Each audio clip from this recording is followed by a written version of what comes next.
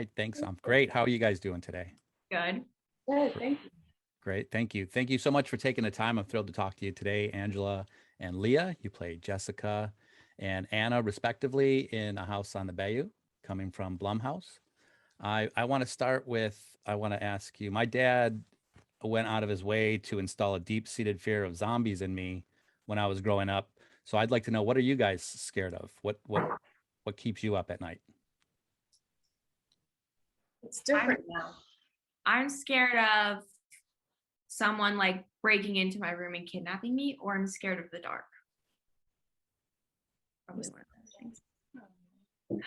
Oh, no. I'm scared.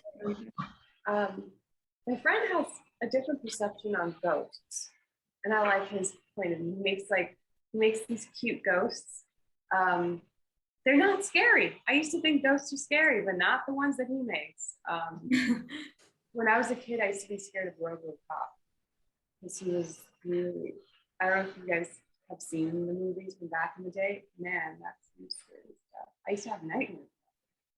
I'm like, I'm scared as much of that anymore. I think similar to you. Yeah. Someone breaks into my house. Yeah, that's what I'm scared. I'm scared of being like kidnapped, or like when it's really dark and I'm all by myself. Yeah, more being by myself, I think. Yeah. After watching this movie, I'm kind of scared that somebody's going to come over and offer to cook me dinner. Right. Yeah, don't let them in. Right. No, well, that was a bad idea. Yeah, your fault. Have you ever seen a ghost or experienced any paranormal activity? I'm staying in this hotel right now, and I'm pretty sure it's haunted. I feel like there are ghosts on the 10th floor of the hotel. It's been there for like over 100 years. Are these the cute ones? Not the cute ones, no. I think the scary ones. The only like otherworldly experience that I've had is I was in France actually on like a special like holy retreat thingy, and I was holding a candle, and there was like a paper thing around it, and the candle like burned the paper, and when I blew it out, it was like the perfect shape of an angel. Always watching.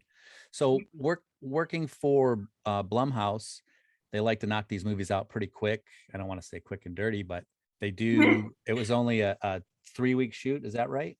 Yeah, that's what they're good at. So right. That's their wheelhouse or their Blumhouse. So how do you guys have time? There was a lot of on-screen chemistry, from my opinion. So how do you two have time to connect to get to know each other, to get that on-screen chemistry? And also, how did you connect with Paul Schneider? How do you guys work on that chemistry in such a short time? I love being on location because we all get to stay in the same hotel, and that's like a big slumber party. And it's like, I mean, we're always with each other because we're not with our families, so we're all lonely, so we want to be with each other as much as we can. So we'd literally be on set all day for like 12 hours, come back, all have dinner together, read script together, and then get up in the morning. We'd all ride to set together, so we were just with each other all the time. And I really bonded with Angela and Jacob. And I found that I related my relationship with Paul to like my relationship with my dad, because my dad and I had like a very sarcastic, like funny banter between the two of us. And I just kind of did that with Paul a little bit as it was written in the script. And so that came easy to me.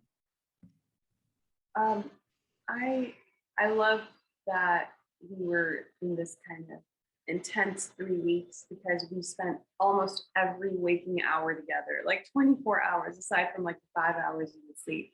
So we would go to set, we'd work, and then we'd come out of set, and then we'd get together and work on the lines for the next day. And it was kind of refreshing to do that, because I've never had that level of intensity in such a short period of time. It felt like a bond. I felt really connected to Lia and Jacob, and with Paul too. Paul is a very quirky person. Like, working with him, he's just so unique in the way that he is, and everything that we had together was kind of built on the truth of our relationship, almost, and the marriage between our characters. So it was like a marriage between us and the characters. So it was interesting finding that dynamic. Because I think half of the job is seeing the person you're cast opposite. Mm-hmm. Yeah, that's the most important preparation you can do, in my opinion, is getting to know the people that you're working with. Because once you know them, you can connect with them on a different level, which brings more of a realness to the scene. Even though, like, even if the relationship isn't the same in real life, like, and it's different on screen, you still have that connection, and you're able to, like, understand each other a little bit more. It's the truth. It's the truth of what's going on. And so you can do less work in a way. You it almost makes the work deeper. Exactly. Yeah. Jacob felt bad one day because his character makes me cry, and he was like, "Leah, I felt so bad today. You were crying all day because of me."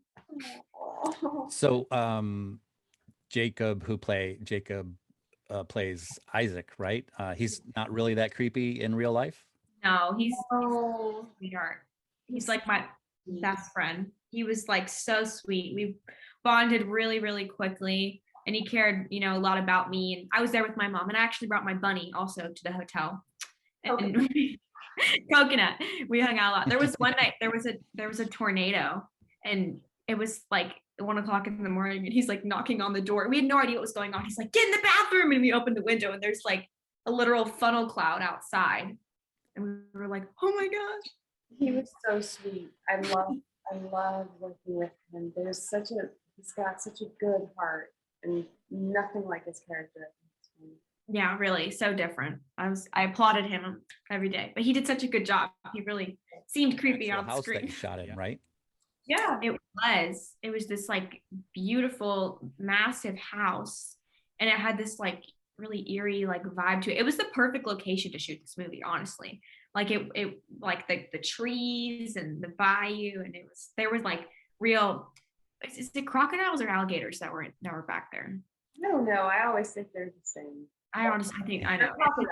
Yeah, they had a snake wrangler on set too, because there were snakes that would like crawl into the bushes around us to keep us safe. But it was really good. It gave us that creepy vibe, and we all got into it because of the location. And it was so beautiful. I remember Mary Margaret, our producer, she had sent me pictures right after I'd gotten past that of the space of the way it was, and it reminded me of the old horror films. I thought that was so very classic. There was something so just stunning about it in the way that this genre can be beautiful. What would you say, in your opinion, was the most difficult scene to shoot?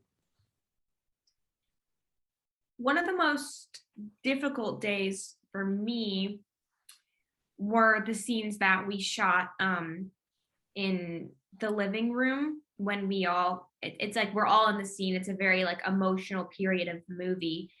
And I think that was pretty like quick into filming. I think we shot the dinner scene first, and then we went right into that.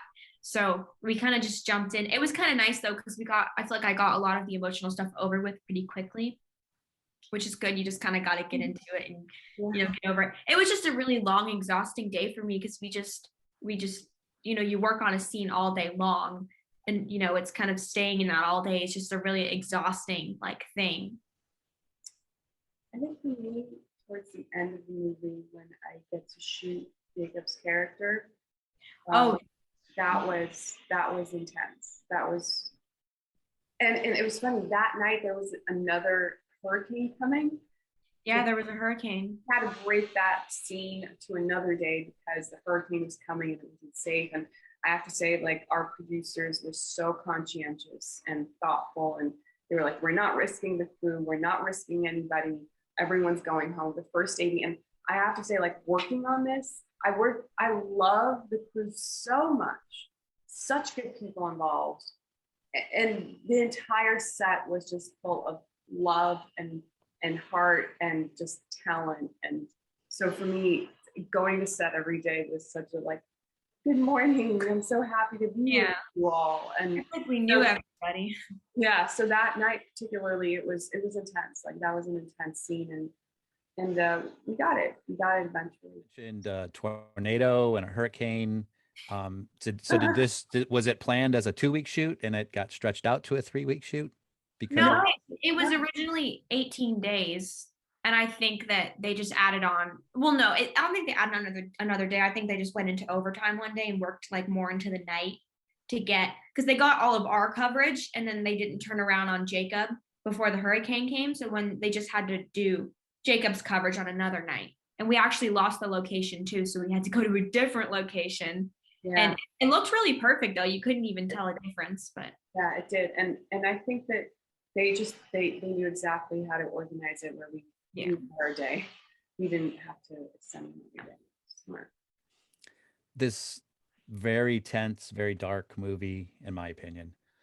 So while you were getting to know each other, while you're sequestered in that beautiful house in New Orleans, did you guys, how did you guys lighten the mood at all? Do you have any stories of hijinks on the set? Did you play any practical jokes on each other? I play the piano. So I had a day where I was like, I was like, having this beautiful Yamaha there. I was just like, oh, I love this. You know, I get to play the piano. And Leah came, she sat next to me and I was playing and we were, it was really sweet. Like we would just do little things like that. We would go and get Diet Cokes or Coke Zeros and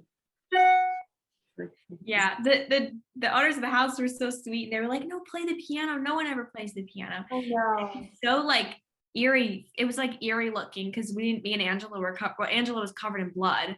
And he's like covered in blood playing the piano. I have a video and her hands are all bloody. It was really funny because we were just sitting there. I was covered in dirt. I looked like awful. And I have like a video of her she just like playing the piano and we're all sitting there enjoying her. It was so cute. I have the cutest picture of Lia and I'm all bloody. She's all dirty. But it's like my favorite shot of us together. It's a selfie. Yeah. Right. The day that I was in the pool was funny because it was so cold. It was like so cold. The water was freezing. Angela was freezing. I mean, and I just like they brought me in at the last minute and it was funny because like everyone like watched me as I like took off all of my coats and everyone around me had these like winter coats on and they were all warm and I was like freezing and I had to get in the water. It was funny, but that's acting, right?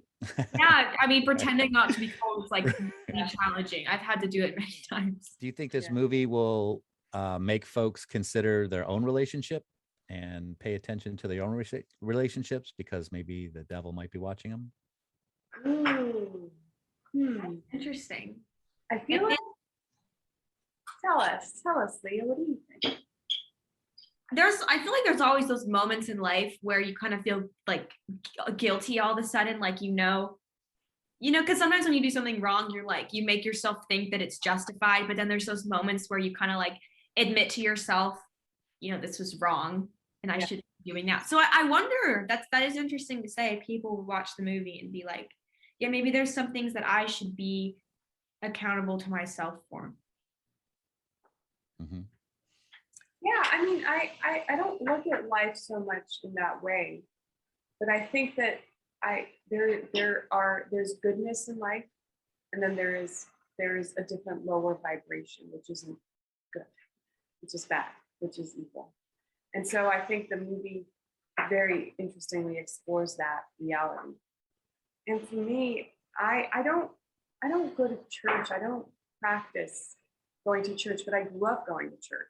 So I think there are these moments in the film that you get to explore the devil, like you said, and to go, what is that? Mm-hmm. What is that evil that exists? And maybe what seems like the devil might not be the devil. Like maybe it isn't.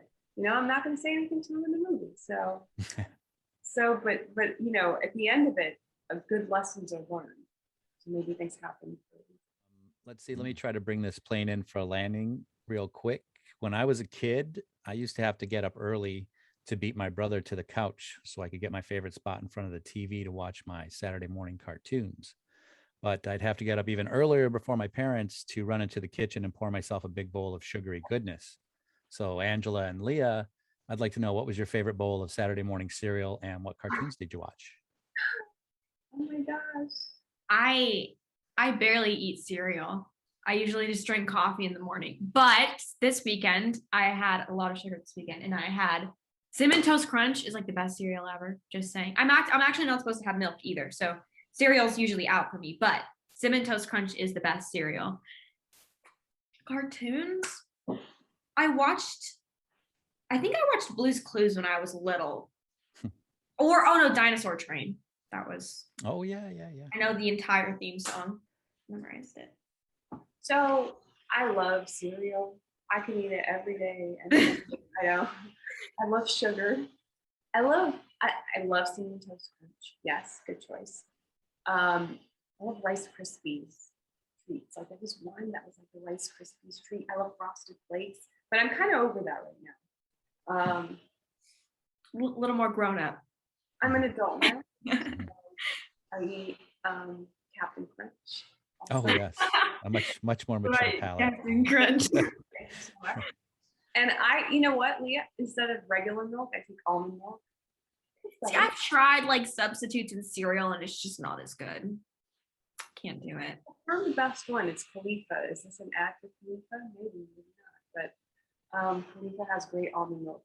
In terms of animated or cartoons, I used to watch like Mickey Mouse and all of those cartoons. I love Disney cartoons and like Pixar, and I still watch them, like Ratatouille. But you wouldn't watch that. That's my dad's favorite movie. Is it? It's so funny. He always wants to watch Ratatouille. That's a good one. So you guys are great. You crushed it. A House on the Bayou, coming from Blumhouse, coming out pretty soon. What am I missing? What do you want to make sure that everybody knows about this movie before I let you go? Pay attention. Don't be on your phones. Go to a movie, watch the movie, and maybe watch it twice, because I find that you really like get the full circle of a movie when you really like get through it and understand it. So if you're up for it, watch it twice. Right on. What Leah said. Let's do that. What Leah said. Great. All right. Thank you, ladies. Thanks for your time. I hope do me a favor, enjoy the rest of your day, and I will see you on the other side. Thank you. You too. Thank you.